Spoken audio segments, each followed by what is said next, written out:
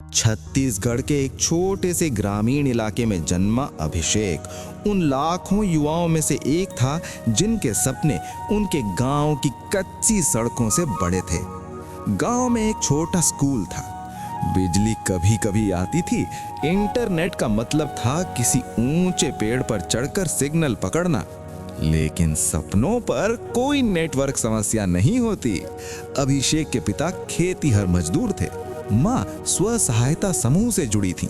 घर की आर्थिक स्थिति इतनी कमजोर थी कि कई बार पढ़ाई छोड़ देने की नौबत आ जाती थी, पर अभिषेक पढ़ना चाहता था क्योंकि उसे लगता था कि पढ़ाई ही उसकी जिंदगी बदल सकती है। कड़ी मेहनत के बाद उसने स्नातक पूरा किया। पूरा गांव खुश था, लेकिन असली संघर्ष डिग्री मिलने के बाद शुरू हुआ। सरकारी नौकरियों के फॉर्म भरना, परीक्षा केंद्र तक जाने के लिए उधार लेना, रात रात भर पढ़ना, हर परीक्षा के बाद उम्मीद, हर रिजल्ट के बाद निराशा।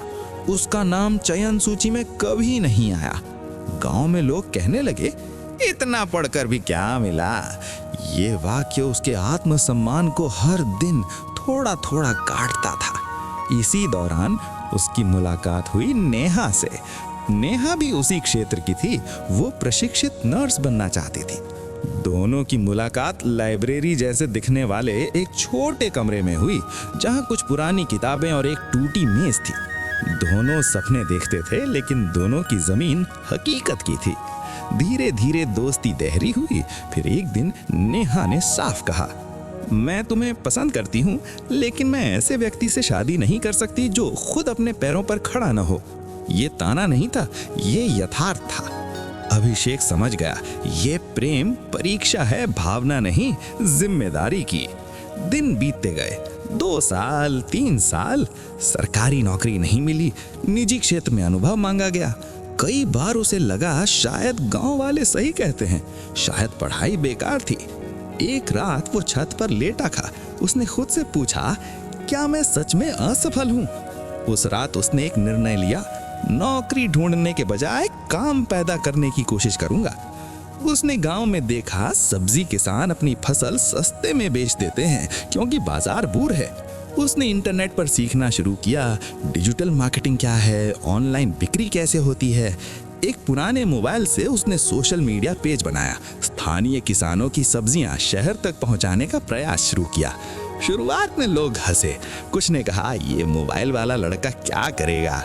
पहले महीने घाटा हुआ, दूसरे महीने भी, लेकिन तीसरे महीने पहली बार मुनाफा हुआ। छोटा था पर सच्चा था। नेहा के घर में उसके रिश्ते की बात चल रही थी। लड़का शहर में नौकरी करता था। नेहा ने आखिरी बार अभिषेक से पूछा, क्या तुम सच में कुछ कर पाओगे? इस बार अभिषेक ने वादा नहीं किया, बस कहा, मैं कोशिश कर रहा हूं और कोशिश छोड़ूंगा नहीं। नेहा ने इंतजार चुना, पर शर्त रखी, अगर तुम खुद को साबित नहीं कर पाए तो मैं तुम्हें रोकूंगी नहीं। अभिषेक ने स्थानीय युवाओं को जोड़ा। 3 लड़के उसके साथ काम करने लगे। किसानों को उचित दाम मिलने लगा। धीरे धीरे उसका काम बढ़ा। एक छोटा गोदाम बना, एक पुरानी गाड़ी खरीदी।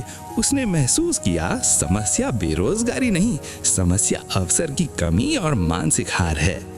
2 साल बाद गांव में एक स्वास्थ्य शिविर लगा। नेहा प्रशिक्षित नर्स बन चुकी थी।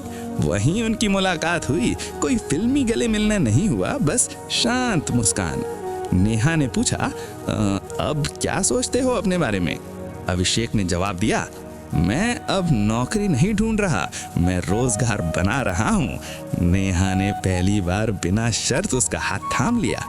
देश में लाखों युवा डिग्री लेकर बैठे हैं। सिस्टम की चुनौतियां हैं, अवसर सीमित हैं, लेकिन ये कहानी बताती है, हर बेरोजगार असफल नहीं होता।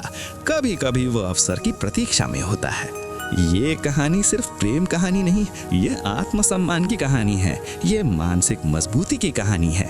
अभिषेक कोई सुपर हीरो नहीं था, वो आम युवक था जिसने हार मानने से इनकार कर दिया, और यही उसे असाधारण बनाता है।